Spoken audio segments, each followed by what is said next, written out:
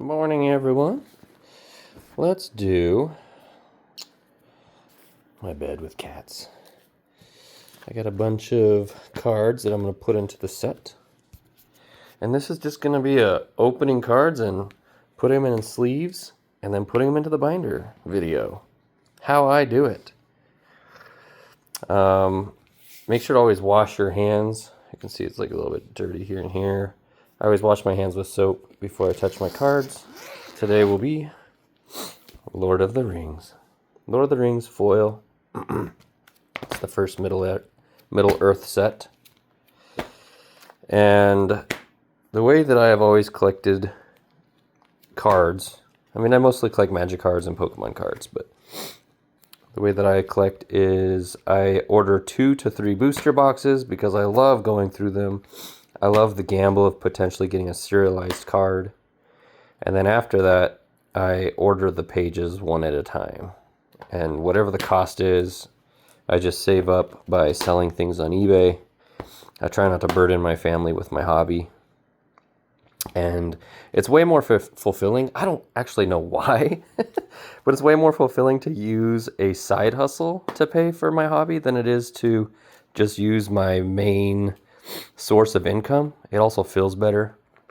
For anyone who doesn't know, the card that goes here is about $2,000. It's the tourney winner, the Gandalf tourney winner.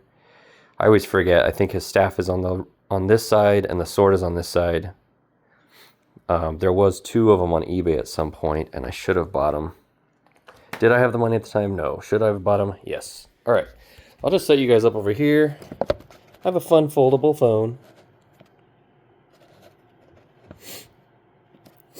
I'll bring it closer.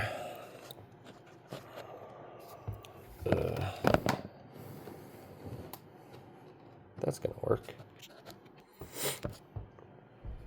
Keep everything in view. So I use Dragon Shield. Dragon Shield. Don't go any other way. I like the matted ones. And then I use... Oh, I forget what they are, but they're Japanese brand.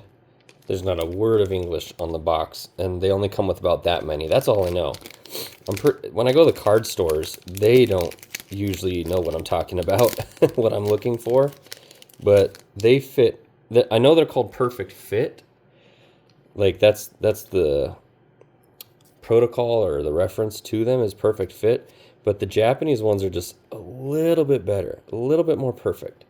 All right, let's open a card. Let's see what we got. See if I made any mistakes. I use these are scissors my wife has for all types of stuff. I don't know what they're called. Little tiny skizzers. Doo-be-doo-be-doo. Let's see what we got. Saradoc, Master of Buckland. Again, this should finish the entire page. Number 282. I usually get rid of the advertisement. I mean, I always do. Boom. I like to go head first. Everybody does it their own way. I go head first for the first sleeve. And then foot first. These, again, I like the dragon sleeves that are a little bit matted. A little bit texture. And then I go foot first this way. It does cause a problem because sometimes this card will try to slip out, and the sleeve will like push up. That's why. So there's 2 tips. One is when you're sleeving your cards, do it when it's cold. Like if the AC's on or like during the winter or whatever. I don't know. If you live somewhere cold, you don't have this problem. I live in the desert, so this sleeve will always come up. But the Japanese ones, they tend not to do it. They still will do it, but they're less likely. And now that thing is almost as waterproof as possible. And then I use the Z Folio LX. I don't actually think this set fits completely in here, which is really annoying. Anyways, then you put it in sideways, so like the chances of it getting damaged from liquid or anything are so low. This is 282. Let's bring this over here. 282. Nothing more satisfying. Oof, I love it. I love to do that. I don't know how you guys feel about it, but All foil, every single one. I love this sound. That sound right there. Oh, feels so good. I've been collecting this set for, what is it, 2 or 3 years now? I think it came out right after the pandemic. I'm not going to worry about time. I'm tired of, like, people being ADD, which I have, But, like, you can play your game and enjoy this in the background, or I'm just teaching you how to slow down life a little bit. I was talking to my brother-in-law, and like, I'm such a busy person, and I'm always trying to push people to like be busy, constantly do things. Like, that's what a man does, or like that's what humans were built to do or evolved to do. And my brother-in-law, he's an islander, and I just realized after all these years, I should have been taking his advice, which is the advice of slow down, take a breath, look around. And it's funny because, like, it's such a no-duh thing. Like, of course, slow down, take a breath, look around, right? Like, when you say it out loud. But everybody who's in a difficult position in their life, they think it's because they've already slowed down and they need, the ring wraiths. 284. They've slowed down too much, which is possible that that's the case for you. If you've slowed down too much. For me, like, I work really hard and I play really hard. I know that's very cliche, but I work hard and I play hard. And my collection is not part of play. This is my hobby.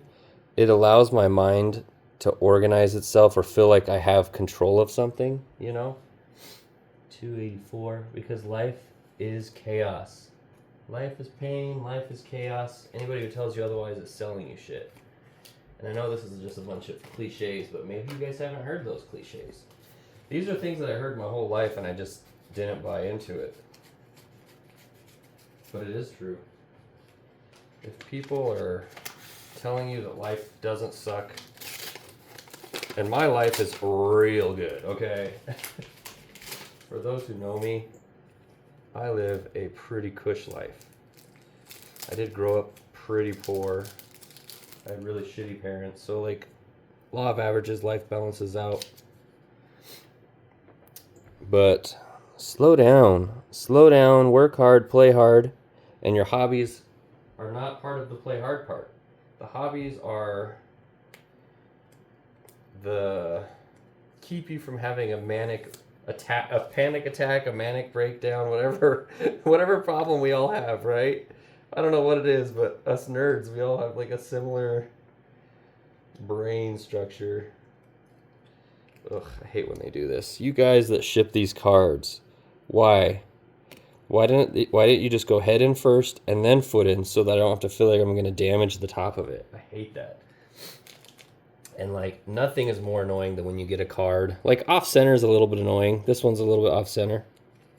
Oh yeah, by the way, I only double sleeve the rares. The commons and uncommons, they get single sleeved in a Dragon Shield.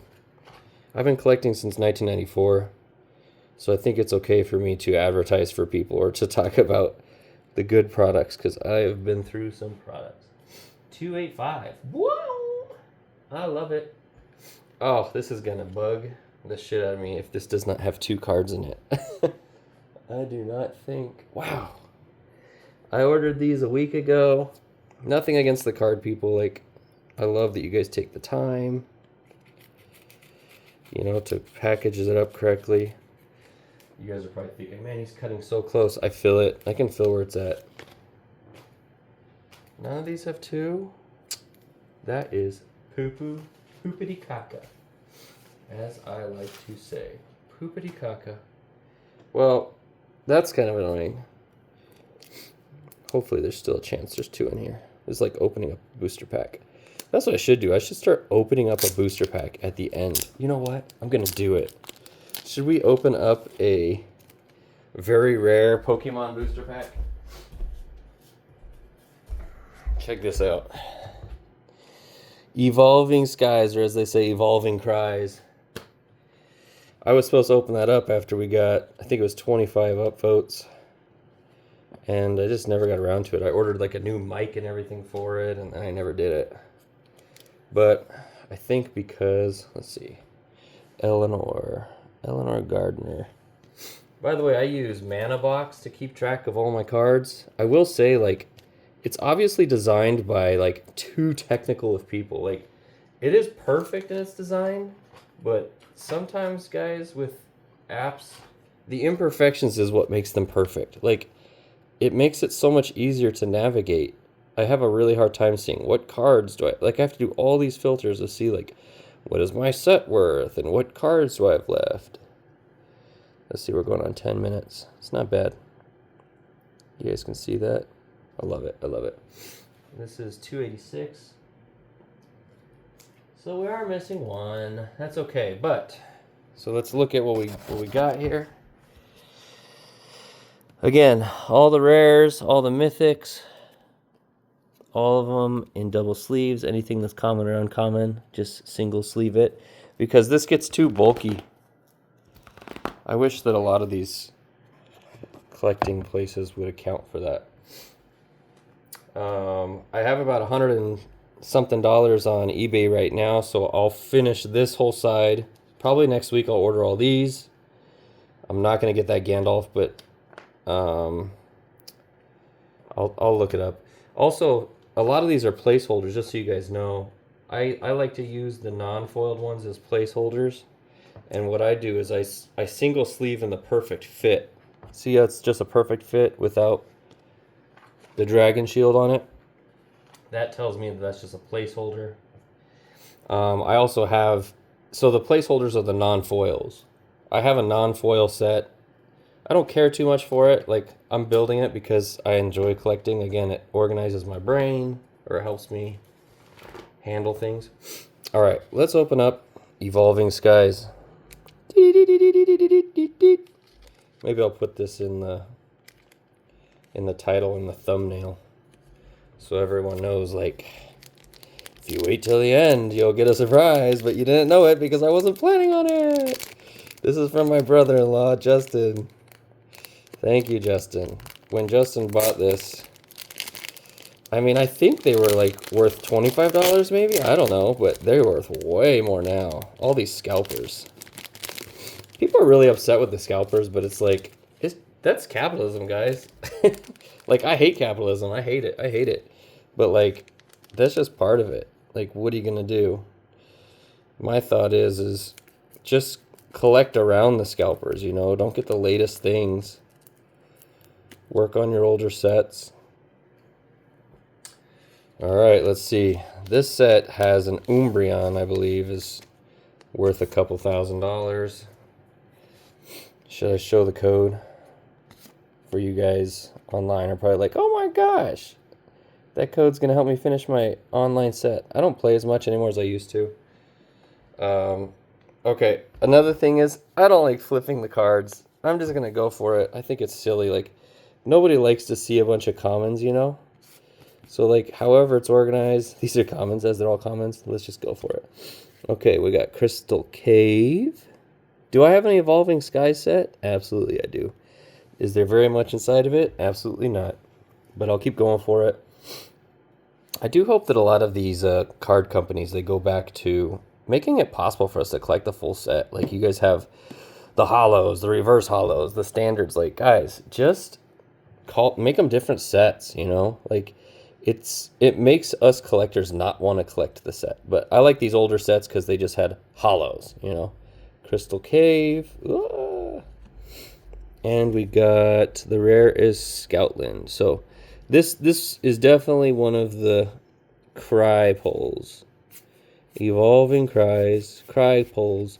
I did get a foil. I mean, these are still part of the whole set, and I'll get that ready to put inside of my binder. Stoutland, 135 out of 203. Alright, thanks for watching, guys. Glad you stuck around. I'll post this, and it doesn't matter how many views I get, because I don't care. Later.